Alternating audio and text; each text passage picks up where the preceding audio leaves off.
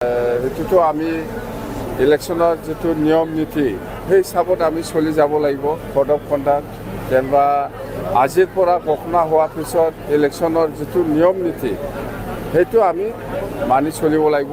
আমি BPF দল হিচাপে মানি চলিম।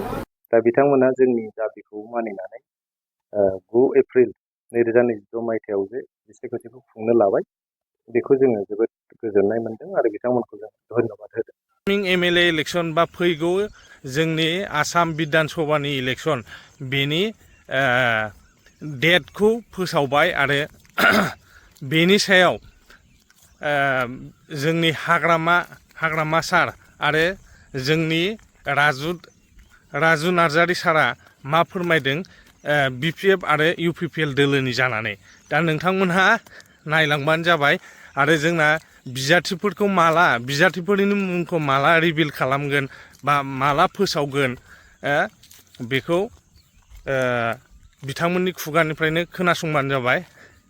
दा UPPLनिफ्राय बुंदों अलरेडि फाइनालिस्ट जाखाजोब्बाय, खिन्थु हाग्रामाया बुंदों जे माने एसे टाइम लागोन होननानै बुंदों आरो खारन 28टा देरहादों आरो सासे दा प्लास जाहैबाय 29 जन देरहानायाव केन्डिडेट फोसावनांगौआबो बुहुत माने देरहाखागोनाव लाजोबखाबाय नालाय गासिबो बयबो गसंनो माबा खालामो आरो जेब्ला जेनग्लिनाय होनबासो बिबान केन्डिडेटआ खम जायो, ओमफ्राय जेब्ला देरहाथारनाय होमबा बिबान सेलायनाया बुहुत जायो। बेखौ जोङो नुबोबाय थायो आरो मिथिखायोब्ला।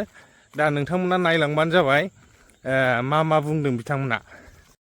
ডেটটো ইতিমধ্যে 4টা বজাত ঘোষণা হৈছে, কিন্তু এতিয়ালৈকে মই নিউজটো চাব পৰা নাই। আমাৰ মিটিংটো জাষ্ট শেষ হৈছে, এতিয়া মই চাম। চোৱাৰ পিছত মই ক'ব পাৰিম। এতিয়াও চাব পৰা নাই মই নিউজটো। 28 মে বুলি এটা দেখা পালোঁ। যেন হওক মুঠতে ইলেকশ্যন ঘোষণা হৈছে। সেইটোতো আমি ইলেকশ্যনৰ যিটো নিয়ম নীতি সেই হিচাপত আমি চলি যাব লাগিব। কোড অফ কণ্ডাক্ট যেনিবা আজিৰ পৰা ঘোষণা হোৱাৰ পিছত ইলেকশ্যনৰ যিটো নিয়ম নীতি সেইটো আমি মানি চলিব লাগিব।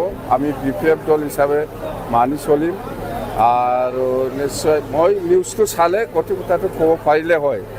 যেন হওক আমাৰ আজি চিৰাং জিলা BPF দলৰ যিটো জইণ্ট চিটিং সেইটো খুব ভাল হ'ল। আৰু আমি ষ্টেৰিং কমিটি কেনেকৈ বনাব লাগে, ৰাইজৰ যিখিনি অভাৱ অভিযোগ ইয়াৰ ওপৰত আমি আমাৰ মেনিফেষ্টত সোমোৱাৰ কাৰণে কি সমস্যা আছে সেইবিলাক মই ডিষ্ট্ৰিক্টৰ পৰা বিচাৰিছোঁ। সেইখিনি কথা মুঠতে ভাল হ'ল। ইলেকশ্যনটো কেতিয়া ঘোষণা হ'ব সেইটোকে আমি বাট চাই আছিলোঁ। এতিয়া আমাৰ কথাটো হ'ল ঘোষণা কৰাৰ পিছত যিটো নিয়ম নীতি সকলোৱে আমাৰ দলৰ কৰ্মীসকলে মানি চলিব। বাছ কেণ্ডিডেট আমাৰ আজি ঘোষণা হৈছেতো, এতিয়া আমি এপ্লিকেশ্যনটো লৈ আছে। সমষ্টি ৱাইজত বহুতে এপ্লিকেশ্যন দিছে, সেইটো আমি ফাইনেল পৰ্যায়ত আহিবৰ কাৰণে এক সপ্তাহ সময় লাগিব। প্ৰস্তুতি খুব ভাল। मोनसेबाव बाथ्रा जे इलेक्शन कमिशन अफ इन्डियाखौ आं खावलायगोन जे फैगौ बिसायख'थिखौ जाहाथे बिथांमोना मोजां खुङो। जोङो UPPLनि सरकार समाव 5 बोसोर गोबां इलेक्शन जालांदों। जों गोबां इलेक्शन कमिशन अफ इन्डियाखौ हेफाजाब होनानै जोंनि बड'लेण्ड ओनसोलाव जिहेतु 40-50 बोसोर दावराव दावसि माने दाङाबाजि आरो बुथारलायनाय जेरैबो माने भायलेन्सनि मोनसे सिटुवेसन दंमोन, बेफोर गासैखौबो जों बन्द' खालामजोबनानै माने शान्तिपूर्ण भाबै जों बिसायख'थिफोरखौहाय खुंनो हेफाजाब होबोनो हादों। दा इलेक्शन कमिशन अफ इन्डियाखौ खावलायनो लुबैगोन बड'लेण्ड ओनसोला मोनसे सेन्सिटिभ ओनसोल, जाहाथे बेखौ स्पेसियेलि फकास होनानै बिथांमोना जाहाथे इलेक्शनखौ खुङो बेखौनो खावलायहरनाय थाबाय। UPPL दोलो हिसाबै बिधान सभा बिसायख'थिनि थाखाय बिजाथिफोरनि मुंखौ माब्ला फोसावगोन? जोंनाथ' बिजाथिनि जे फारिलाइ बेयो जोंना एकदम रेडि जानानै दंखायो। दिनैहाय जोंहा मोनसे मिटिं दं, दा मोनाबिलियावहाय कोर कमिटिनि मोनसे मिटिं दं। बे मिटिङाव जों फाइनाल खालामनानै दिनै मोनायाव नङाबा गाबोननि गेजेराव जों बिजाथिखौ फोसावगोन आरो BTRनि जोंहा 15टा समस्तियावबो जोंहा बिजाथि थागोन आरो जोङो बिजाथि होनानै फैगौ बिसायख'थिखौ जोङो जोबोद गोसो होनानै जोङो खस्थ' खालामनानै रायजोनि आशिर्बाद लानो थाखाय रायजोनि गोसोखौ जै खालामनानै देरहालांनो थाखाय जों सेस्था खालामगोन। जों रायजोखौ दासिम बुंगासिनो दङ जे जोंनि बिटिसि ओनसोलाव मोनसे बेलेन्स अफ पावार लाबोनाय, काउन्सिलखौ बिपिएफनो होबाय, दा जोङो एसेम्ब्लि आरो पार्लियामेन्टखौ इउपिपिएलनो होनांगौ। मोनसे पार्टिनि एबसुलुट पावार होयोब्ला होमबा रायजोनि मोखाङावहाय जेबो अपसन गैयै बायदि जायो। दिनै बिपिएफआ खामानि मावाबा रावनिबो खाथियाव थांनो थाखाय नोंहा जायगा गैया जायो। खिन्थु एसेम्ब्लिखौ जुदि इउपिपिएलनो होयोब्ला होमबा मा जागोन, इउपिपिएलआ खामानि मावाबा बिपिएफनाव थांगोन, बिपिएफआ खामानि मावाबा इउपिपिएलनाव फैगोन। ओंखायनो जिहेतु दिनै काउन्सिलाव बिटिआर काउन्सिलावहाय बिपिएफआ सरकार सालायगासिनो दङ, दिनै आसाम सरकार दानायावहाय इउपिपिएलखौ बिबान होनांगौ। होमबा मोनसे बेलेन्स अफ पावार फैयो। आरो बेलेन्स अफ पावार फैयाबा मोनसे गिनांगौबो दङ जे बिपिएफआ गोदोनि बायदि दावराव दावसि, सिगि सग' आरो जुवा मेला, बोरमा सिखाव, मोसौ सिखाव, अमा सिखाव बेफोर बांनो हमदों। दाखालिसो जों रिलिफ केम्पआव थानो गोनां जाबाय। सानै माने खुनु दाय गैयै सुबुङा जिउ गोमानांबाय। इन्टारनेटआ बेसेबांबा गोबावनि थाखाय बन्द' जाबाय। नोंथांमोननि खौरां बिजोङानो इन्टारनेट गैयैनि थाखाय फोसावनो हायि जानानै थाबाय क'क्राझार जिल्लानि सिङाव।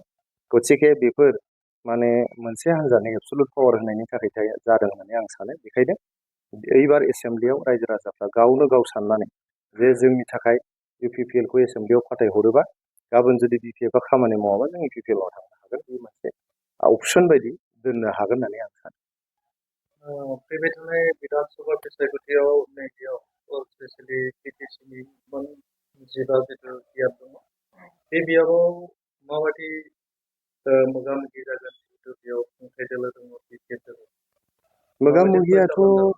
मोगा मोगियाथ' मोनसे मोजां बाथ्राया मा, जोंनि बड'लेण्डनि मोननै हान्जानि गेजेरावनो मोगा मोगि जायो, इउपिपिएल आरो बिपिएफ। बेबायदि राष्ट्रीय दलनि जोंनि जायगायावहाय बारा खामानि गैया। बे कंग्रेसआनो दाजाथों मानो, सिपिआइ सिपिएमआनो दाजाथों मानो, भारतीय जनता पार्टियानो दाजाथों मानो, बाव नेसनेल पार्टिफ्रा दिनैसिमबो बांद्राय रोदा सुनो हायाखै। बेयो जोबोद मोजां मोनसे जोंनि थाखाय माने बुंनो थाङोबा बाख्नायथाव मोनसे थासारि। रायजो राजाफ्रा दिनैसिम नेसनेल पार्टिखौ बेयाव बोजबनानै लायाखै। जेब्ला इउपिपिएलनि सरकार थांबाय बिपिएफ फैफिनदों, आरो बिपिएफनि सरकार थांबा इउपिपिएलआ फैफिननांगौ। गतिके बे मोननैनि गेजेरावनो सोलाय सोल' जाबाय थायोबा मोजां। आरो रायजोखौ जिहेतु इउपिपिएल आरो बिपिएफआनो बांसिनै सेवा खालामो, आरो इउपिपिएलनि दैदेनगिरि आरो बिपिएफनि दैदेनगिरि बिसोरो ज' जानानै गोदो बिटिसिआनो जा बिटिआर सुक्तियानो जा मोननैबो सुक्तिखौ बे पार्टियाव थानाय मानसिफ्रानो खालामदों। इउजि ब्रह्म सार, जोंहा रबिराम नार्जारि सार, हाग्रामा महिलारि सार, प्रमद बर' सार, गोरों नार्जारि सार, नङा होमबा, सोरबा खाम्फा बरगयारि, चन्दन ब्रह्म, बिथांमोनानो बिटिसिखौबो आरो बिटिआर सुक्तिखौबो खालामफैदों। गतिके दिनै बिसोर थांनानै थासान्दियाव माबोरैहाय बियो गुबुन हान्जानि आखायाव थांनांगौ। गतिके एखमबा इउपिपिएल एखमबा बिपिएफ मोननै पार्टिनि गेजेराव रटेसन जाबाय थानाया मोजां आरो। मोनसे ससा जागासिनो